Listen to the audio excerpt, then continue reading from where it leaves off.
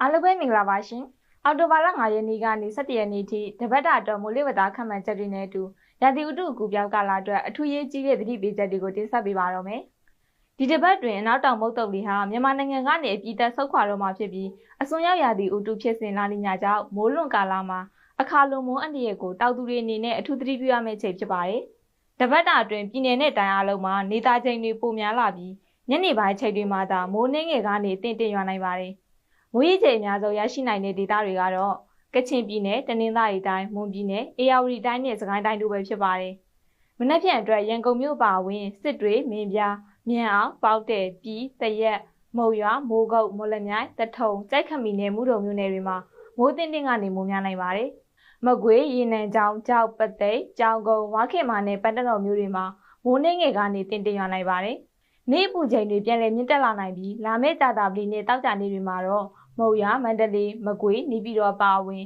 ပဲခူးတိုင်းဧရာဝတီတိုင်းရန်ကုန်တိုင်းနဲ့မွန်ပြည်နယ်တို့မှာနေ့ပူချိန်တိတာစွာမြင့်တက်လာဖို့ရှိနေပါတယ်။အော်တိုဘာလ6ရက်နေ့တနင်္လာနေ့ကနေစပြီးအနောက်တောင်မုတ်သုတ်လေဟာဧရာဝတီမြစ်ဝကျွန်းပေါ်ဒေသတွေကနေဆုတ်ခွာသွားတော့မှာဖြစ်ပါတယ်။မိုးနောက်ကာလအလွန်မှာအစွန်ရောက်ရာသီဥတုဖြစ်စဉ်ဖြစ်တဲ့လာနီညာဖြစ်နိုင်ခြေဟာ80%အထက်ရှိနေတယ်လို့မိုးလေဝသပညာရှင်ဝင်းနိုင်ကခန့်မှန်းထားပါတယ်။ဒါကြောင့်မိုးလွန်ကာလဖြစ်တဲ့နိုဝင်ဘာလကုန်ထိနှောင်းမိုးအခါလွန်မိုးဖြတ်မိုးတွေရွာသွန်းနိုင်လို့စိုက်ပျိုးတောင်သူတွေအနေနဲ့အထူးသတိထားပြင်ဆင်ရမယ့်အခြေအနေပဲဖြစ်ပါတယ်။ဒါအပြင်နေလန်းစားချက်လုပ်ဖို့ပြင်ဆင်နေကြတဲ့စားတောက်သူတွေအနေနဲ့လည်းရာသီဖြတ်မိုးကိုသတိပြုပြင်ဆင်ထားကြဖို့တိုက်တွန်းလိုပါတယ်ရှင်။ဒီတစ်ပတ်ကစပြီးမြန်မာနိုင်ငံမြောက်ပိုင်းဒေသတွေမှာညပူချိန်တွေဇက်တိုက်ကျဆင်းလာနိုင်ပါတယ်။မြောက်လေးပြန်ဟေးမှန်ဆောက်ရသည်ငွေ